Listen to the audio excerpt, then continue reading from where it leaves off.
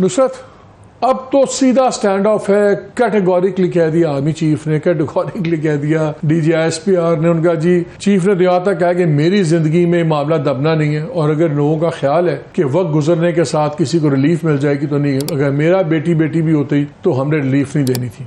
तो वो तो अब रॉयल्टी आर्मी ने बता दिया कि हमारी रॉयल्टी को भी हम रगड़ा दे रहे हैं।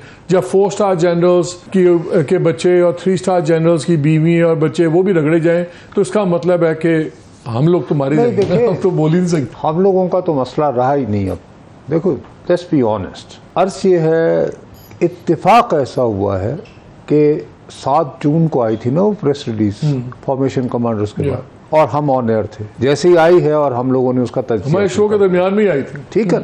अब उस दौरान हमने उसकी जल्दी जो भी हम भाई साहब अपनी नाक़िस अक़ल के मुताबिक हम पढ़ सकते थे, तो हमने कहा कि भाई ये तो गज़ब को रिफ्लेक्ट कर रही है। तो कल जो हुई है प्रेस कॉन्फ्रेंस, अगर आपने बतौर सहाफ़ी 7 जून की प्रेस रिलीज को गौर से पढ़ा है, तो आपको कल DGISPR का लबो लहजा और तल्ख जुबान जो है और गज़ब जो है, उसने हरगिज़ हैरान नहीं करना चाहिए था। आई थिंक उसमें जो हैरान करने वाली बात थी वो ये थी कि भाई साहब, हमने सबसे पहले अपने गिरेबान में झांका, और गिरेबान में झांक कर हम शुरू होते हैं लेफ्टिनेंट कर्नल, अपना लेफ्टिनेंट जनरल से, then 3 major generals and then around 7 brigadiers, और उनके बारे में लफ्ज इस्तेमाल किया गया है तादीबी कार्रवाई और कोताही, डेरिलिक्शन ऑफ ड्यूटी एंड कोताही।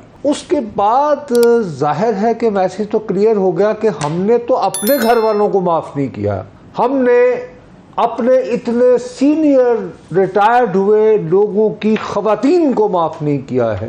तो बाकी तू कहा जाएगी कुछ अपना ठिकाना कर ले, हम तो कल ख्वाब अदम में शब हिजरा होंगे, तो वो पैगाम आ गया। तो जाहिर है जो दूसरी तरफ लोग बैठे होते हैं, देखें साफ बात है, एक चीफ साहब से एक उन्होंने बात कर दी थी कि हमारे पास तो कलम ही होता है ना, उनके पास वो फोर्स तो नहीं है, छड़ी नहीं है हमारे। अरे भैया, अब आपने उसको कल एक बात बताएं, हम एक ऑर्गेनाइज केओस और कंट्रोल डेमोक्रेसी की तरफ जा रहे हैं। क्या आज के दौर में मेरी हम वहां जा नहीं रहे हैं, जा चुके हैं, हम वहां 2017 से हैं, और उसी में हम उस मेज में ही घूम रहे हैं। सिंपल सी बात है, मगर जब हमारी ताज़ा तरीन अभी हिस्ट्री है ना, मुस्लिम लीग नून को 2017 में बैन नहीं किया गया था, ठीक है, उसके सदर द देन प्राइम मिनिस्टर को झूठा और खाइन करार देकर ताहयात नाअहल करार दे दिया गया था, ठीक है जी। उसके बाद उनसे जमात की सरबराही भी छीन ली गई, लेकिन वो मरूसी सियासत जिसको हम सब बुरा बुरा कहते हैं, वो बचा गई, एक वो नहीं, लेकिन उस सब के बावजूद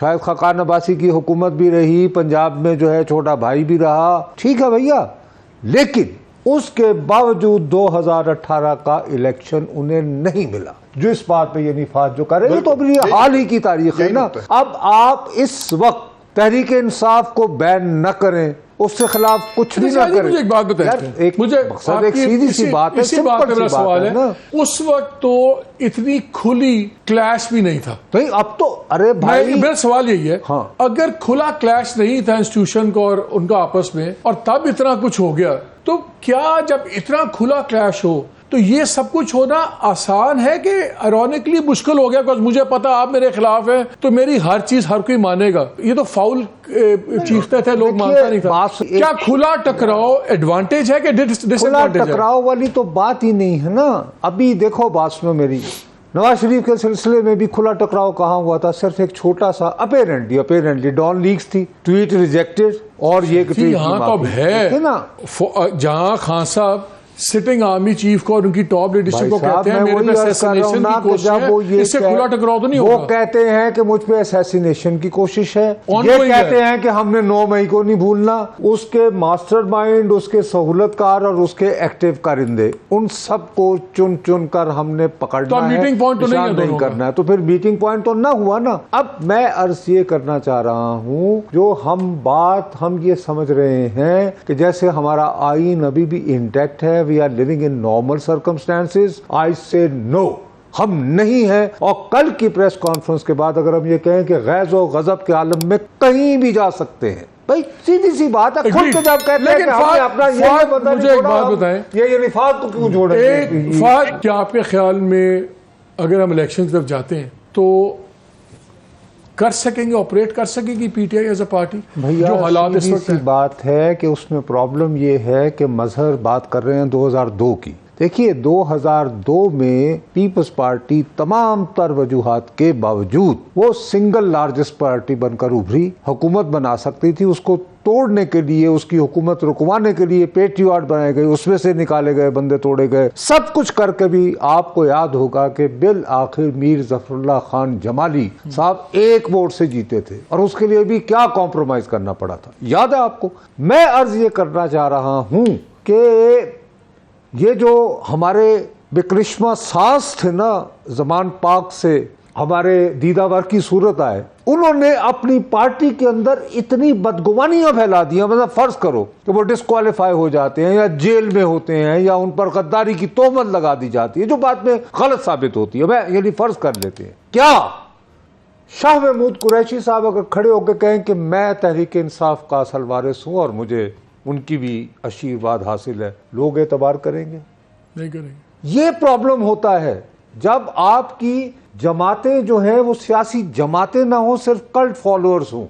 दूसरे भी तो कल्ट ही है ना, पीपल्स पार्टी में भुट्टो कल्ट था, अमीन फहीम, अरे पीएमएलएन में लेकिन नवाज़ कल्ट था। अमीन फहीम साहब उन दिनों यहाँ पर खान साहब ब्लेसिंग देते हैं क्या मेरी जगह ये पार्टी को भी चलाएगा? नहीं तो ये फिर मैसेजिंग कैसे होगी? ये मैसेजिंग कैसे होगी? एक ट्वीट करेंगे, एक कर देंगे। अच्छा अगर ट्वीट मुझे यानी कि अच्छा तुम्हारा ख्याल है कि आजकल ट्वीट की सहूलत मुयसर होती है? अभी देखो वो जब सुप्रीम को वो जब थे ना उधर एहतसाब अदालत इतना वक्त मिल तो वहां पर मिल जाएगा। मैं नहीं था लेकिन आपका ख्याल है कि अगर वो किसी को भाई साहब इस दफा नैब के रेस्ट हाउस में नहीं जाना उन्होंने, अगर जाना पड़ा तो। हम जिन बातों पे चल रहे हैं, दूसरी बात यह है कि खुदारा जो बहुत इंपॉर्टेंट बात है, मैं और आप जब इस तरह की बातें कल से कर रहे हैं ना तो हम तो तजिया कर रहे हैं एक सहाफी के तौर पर। लोग ये समझते हैं है बड़े जमहूरियत देखो ना तर्जुमान बने हुए। नहीं भाई, हम एक रियलिटी की बात कर रहे हैं। हम तो एनालिसिस ही करेंगे कि रब नेड़े के कुसुम, मैं दोबारा कहता हूँ रब नेड़े के कुसुम। What do you think? देखिए अगर खान साहब हाथ रख देते हैं, उन्होंने पहले कमेटी बनाई, खैर वो तोड़ दी, लेकिन अगर आज वो कहते हैं ठीक है, कोई हाथ नजर भी तो आए। हाँ नहीं, वो स्टेटमेंट देते हैं कि मेरे नहीं, स्टेटमेंट देते हैं कि भाई मेरे बड़े मुकदमात हैं, मैं डील कर रहा हूं, अगर मैं ये हो जाता है तो XYZ लीड करेगा, फिर तो वो वोट मिलेगा ना उसको। या देखें मालिक, हम मोटी बात करते हैं, कितने मतलब आपको 3 दिहाइयों से ज्यादा हो गए हम सहाफत करें। नुसरत साहब तो उससे भी पहले से कर रहे हैं, मजहर साहब भी, हम कंसोलिडेटेड कोई 100 साल एक्सपीरियंस तो बैठा हुआ है इधर। मुझे बताएं, जब एक आपका जो निज़ाम है, जो ये सिस्टम है, जब उसका वो वाला मूड हो जो आज है, उसके बाद ये मैटर करता है कि किसने क्या ट्वीट की है और किसने जो है किसके ऊपर रखा है। मोटी बात यह है कि क्या खान साहब और पाकिस्तान तहरीक इंसाफ वापस इक़्तिदार में आ सकती है? उसका सिंपल आंसर है नहीं।